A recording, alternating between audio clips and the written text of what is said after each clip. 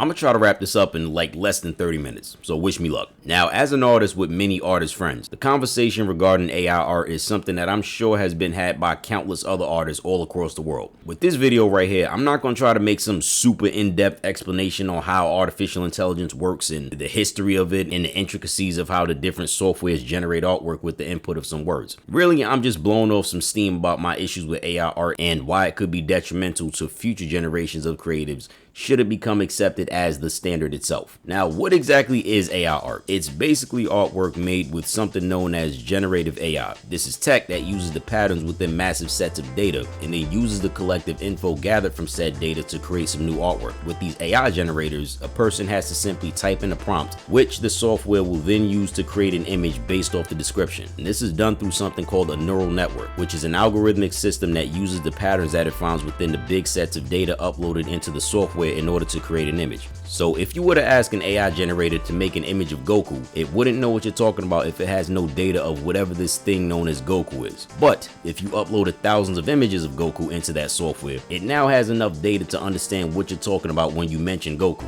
So then if you were to type in a prompt like Goku fighting Godzilla in the middle of Tokyo, the AI would then create an image based on the data of Goku, Godzilla fighting in Tokyo. Now, I've seen an abundance of AI generated art over Facebook, Instagram, and a whole bunch of other platforms, right? And at first glance, a lot of it I'd honestly say looks pretty good, especially when compared to how it used to look just a couple years back. But something about it always seemed unusual, and not unusual in an interesting kind of way. Now see, the average person may not automatically notice most of the time, but as an artist, it's often hard to miss. Now, of course, there's the really obvious clues like the hands and the fingers looking pretty weird or the eyes looking kind of swirly, but then there's other pics where there's this really plastic, fake, uncanny valley kind of appearance to these images. You know, something about it just doesn't look like a human being created this piece of work. Even with digital created artwork, you can still tell that a person made it. Maybe somebody else can explain why that is, but somehow a lot of artists can just tell that something doesn't look like it was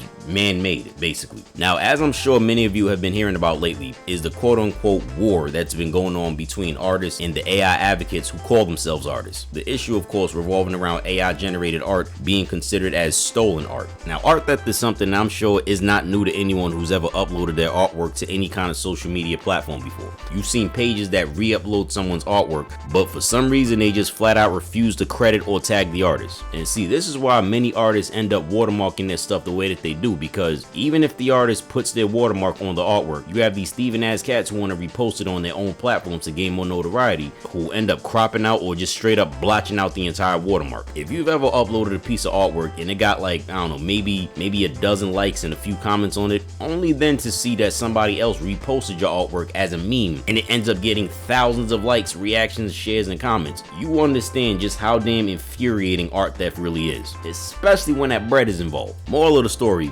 nobody likes being stolen from. Now, many artists have seen AI generated art that looks almost exactly like the work that they've done in the past in the exact same style, which could only mean that someone has taken their artwork and fed it into a database in order for the AI generator to make artwork that looks a little too eerily similar to what they've done. This is from painters to comic book and manga artists, to digital artists, to freelancers, pretty much artists all across the board. And because AI can't replicate something without having a massive amount of data on it, it's only fair to say that AI art in this case is the same as stolen artwork. Now, the only people who don't really see it as being all that big of a deal are usually non-artists or people who really couldn't care less whether or not something was stolen or not, so long as it looks nice. Now, personally, I don't really have that much of an issue with people who use these, AI art-based apps to create profile pictures, or they just use them for hobby purposes, like seeing what Jujutsu Kaisen would look like if it was made back in the 90s. Even though I prefer artwork that was drawn by a person, these pics still look pretty cool nonetheless.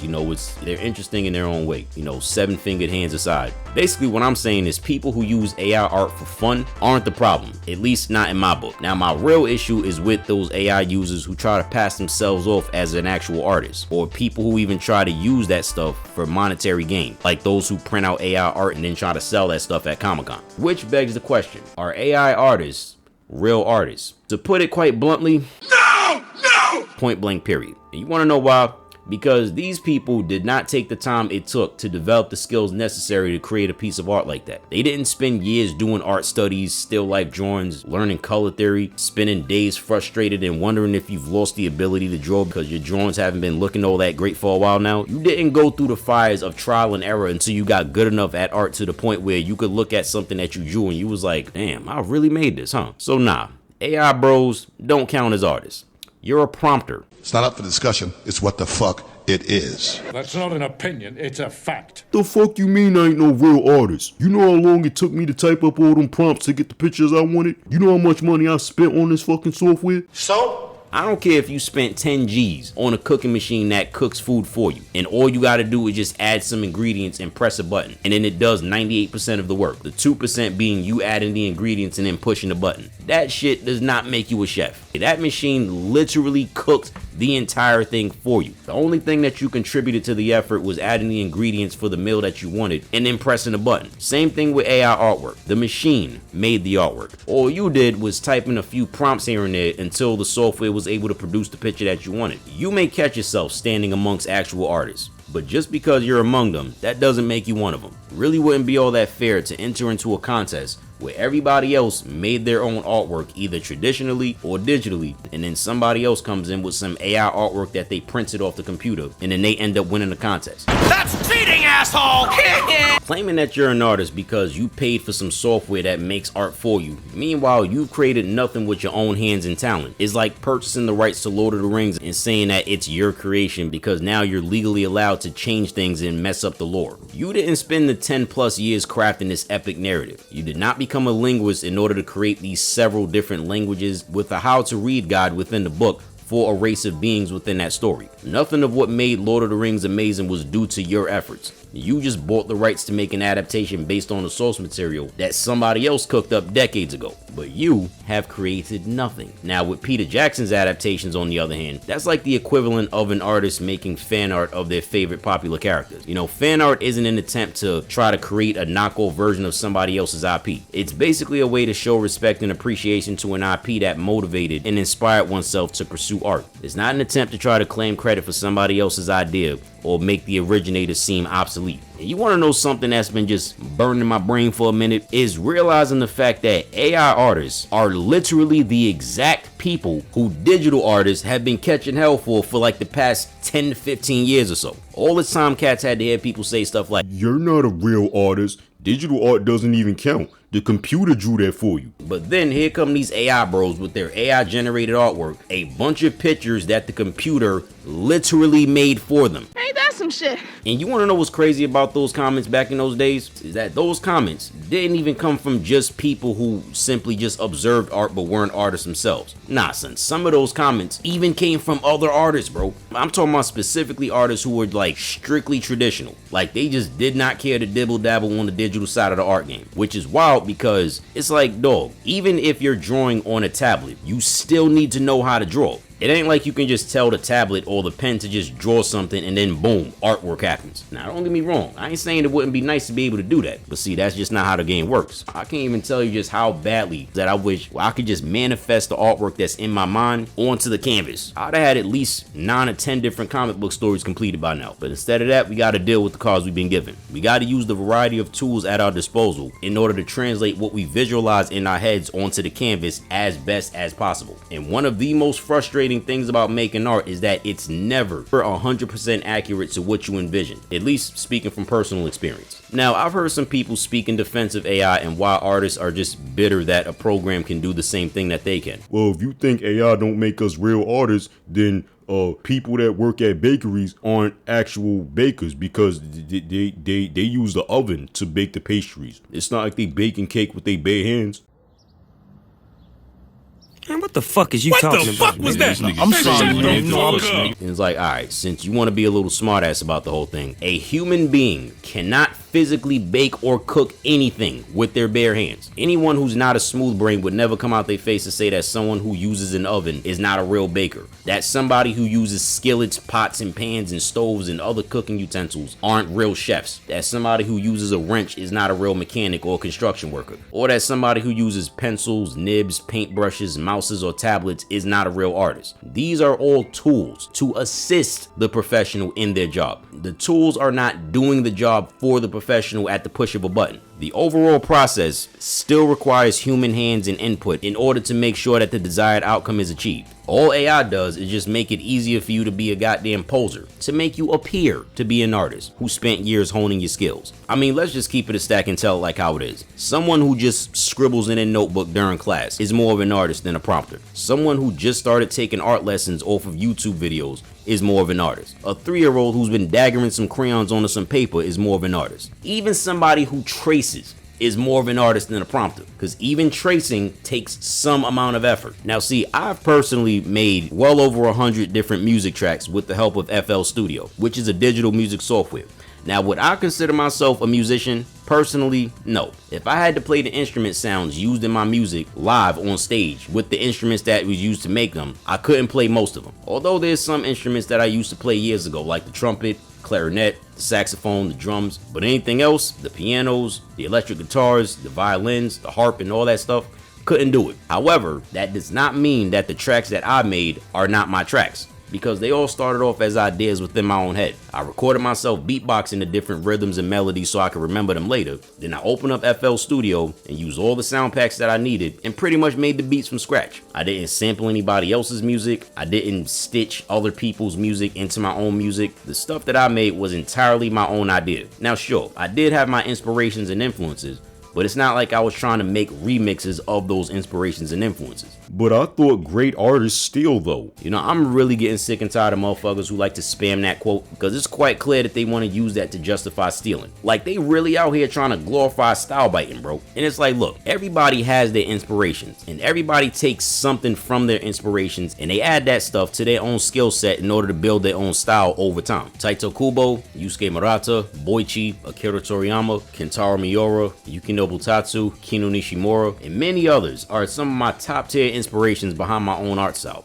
But I'm not trying to copy their art word for word, ball for ball. What I'm doing is taking what I learned from their work to try to create an art style of my own personal liking. Ichiro Oda and Tolkien are some of my main inspirations for storytelling. But I'm not trying to make a Lord of the Rings wannabe story and then calling it King of the Bracelets. Nah, it's not Middle Earth, it's Center Earth. It's a huge difference. If you call yourself a comedian, but all you do is steal the jokes of other comedians, especially lesser known ones, then you're legitimately not funny. You're just good at biting somebody else's material. But the thing is, if you can't get access to other comedians' jokes, then you don't have much material to present. The crazy thing is the amount of people who are actually in favor of that kind of practice. And this is exactly what the problem is with lowering the bar. See, you got people who think that lowering the bar makes the playing field a lot more fair for everyone to compete, when in all reality, all it really does is make it easier for mediocrity to seem like excellence. Now sure, the mindless consumer couldn't care less about quality and how something gets done, so long as it gets done. But not everybody is the mindless consumer. Believe it or not, there are still many people who do indeed care about quality. Home cooked meals do taste a hell of a lot better than some microwave TV dinners. There are people who do enjoy having an occupation, having something to do with their time, at least in regards to something that they're passionate about. What people usually don't like about working is the plethora of garbage conditions that come with these occupations a little too often. I'm quite sure that there's plenty of animators that work at places like Studio Mappa who actually like being an animator. They just hate the doodle ass conditions that they have to work under. Plenty of people do enjoy organic and natural interactions and relationships, not some artificial and lifeless imitation of it. Now personally, I don't want some realistic looking robot or some virtual program for a wife. Nah, I want a living, breathing, real woman for a wife, who has a will of her own, feelings, emotions, wants, needs, desires, life experiences, a soul. And this AI thing just doesn't have any of that. It's not a real person. It's not even really a woman. It's just some code that's programmed to do and be whatever the hell I want it to. It has no real choice in the matter. Now, I'm sure that the idea of having a robotic or virtual wife or husband may sound appealing to people who are socially inept, or maybe they're extremely possessive people that like the idea of having someone that they feel like they can control or own. But personally, That ain't the business for me. Like, I don't want a woman who's programmed to show me affection. What I want is a woman who's around me because for some reason she just genuinely enjoys being in my presence. That's what makes it real and what gives it its value. It's no different than doing a good deed because you just felt like doing a good deed and not because you're trying to convince people of, hey, look how much of a good person I am. But anyway, technology at its core is a means to make life easier for people. But when you have technology that's geared towards making humans pretty much obsolete, being their eventual replacement, now that's a bit of a problem. Mind you, I'm talking about specifically human innovation and efforts. I'm not saying I got an issue with a machine being designed to do chores so I don't have to anymore. I'm talking about machines replacing people within things that people actually want to be involved in, even if some people don't. Some people who are in favor of AI either want work that's high quality but can be done in like 5 minutes or less, and don't want to have to wait for the time that it will take an actual artist to get that done. Well, that, and they don't want to have to pay for something that they think is just some scribbles on a piece of paper that anybody can do. And to those who have that goofy ass mindset of thinking that art isn't really all that difficult, let alone physically taxing, I propose a challenge. Draw this in 24 hours or less. No AI, just pencil and paper.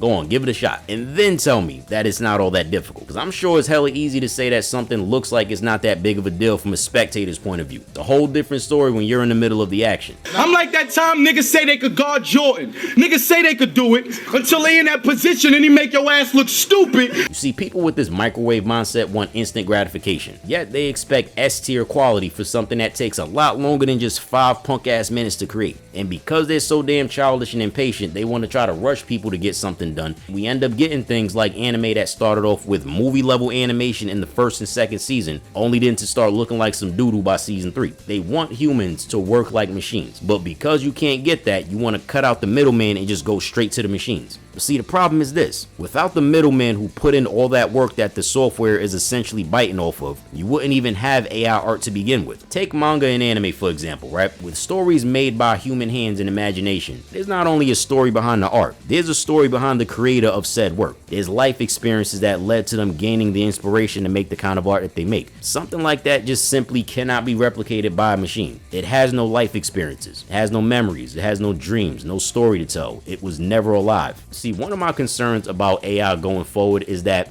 should this method of making artwork become the default, it could in fact lead to many people forgetting how to make art without it, which, let's keep it a stack, is not an impossibility. See, technology that makes it easier to accomplish something that's just not physically possible for human beings to do makes a lot more sense. Like, for example, construction machines that can lift things that are just way too damn heavy for any human being to possibly even budge. On the other hand, technology that's made to do something that, though difficult, a human being could actually pull it off themselves, but for some reason doesn't want to put in the work to do so, is an entirely different ballgame. You let machines do all the thinking for you, you let them do all the physical activity for you, and it'll weaken you eventually. I remember I was looking at this one Junji Ito story, right, where this family lived in this house, right, and there were these people or these entities that were living within the ceiling who had these puppet strings tied to the people. Every activity that the family did, the puppeteers would move the strings and move their bodies for them. If they wanted to eat something or take a drink, the puppeteers would move their fingers, their arms, and their hands to pick things up and take a drink or eat some food. After being used to not having to move a muscle for a long ass period of time, the family's bodies ended up becoming very atrophic because they haven't been using their muscles in a long time. It's kind of like when Neo first got unplugged from the Matrix and his body was all weak, and he was asking Morpheus like, why do my eyes hurt? And Morpheus was like, you've never used them before. Now see, something similar could easily happen if people let machines do everything that people could actually do themselves. If future generations are brought up thinking that AI is supposed to be the thing that makes the artwork, then we can't be confused as to why people will eventually forget how to make art on their own, be it through the use of traditional or digital means. See, the animation industry isn't exactly overflowing with animators who can still animate horses or moving trains or even mechs, because AI programs have been used to fill those gaps for so long. The only people who still know how to do those things are the older generations of animators, and if those techniques are not passed down to future generations of artists within the industry, then it's safe to say that that knowledge can very easily die off with the older generation and be forgotten, and we pretty much won't ever see those high quality animations that we saw back in the 90s. Now some people may ask, well, what can be done to fight against AI? Well, for one, art-based platforms should ban the submission of AI-created work. There is software that makes it easier to decipher what's human-made and what's artificially made. Make it so that AI art users can't engage in commercial use of AI comprised of stolen artwork, let alone try to copyright it. Don't allow users to participate in competitions, especially ones that involve cash prizes. Now, there are certain softwares that make it hard for AI to replicate your art. There are even some discussions that the regulation of AI artwork should be a balance between protecting intellectual properties while also making sure that artistic freedom is maintained simultaneously. But ultimately, I think this boils down to whatever Congress is going to allow. And of course, there's also been a lot of talk regarding the use of AI when it comes to the entertainment industry itself. This shouldn't come as a shock to anybody, but these big corporations are going to do whatever the hell is going to cost them the least amount of money. So if it means they got to pay less people to do the work, that's what they're going to do. But in closing, I'll say this. As far as I'm concerned, human-made art will never be irrelevant because AI cannot create anything that's original. Unlike the human mind, it can't innovate and imagine new things that aren't already within its database. It actually needs human input in order to go further than where it is. So AI cannot create a song that sounds like it was made by Michael Jackson and Big L if it has no data on either of the two. If AI receives no more data, then it can only work with what it already has. I also believe that with AI being on the rise, that could potentially increase the value of non-AI created artwork. So with that being said, no, human beings should never stop creating art. Now, I do get that AI is very demotivating and very irritating as it becomes more commonly utilized in various fields. That only means that we need to make it harder for AI to steal. The various industries are going to, of course, like I said, go with the option that means that they'll have to pay less people to get the job done, which should not be news to anyone. And to those people who say things like, well, if an AI could steal from you and replace you, then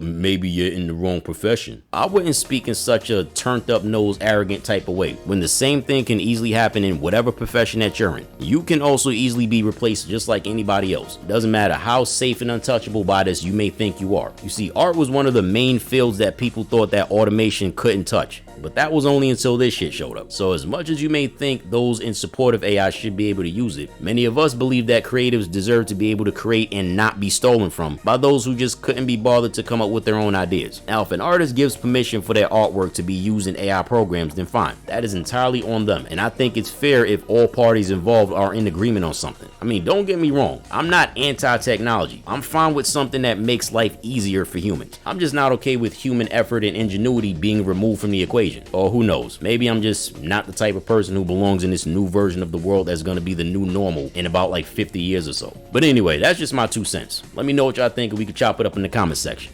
Peace.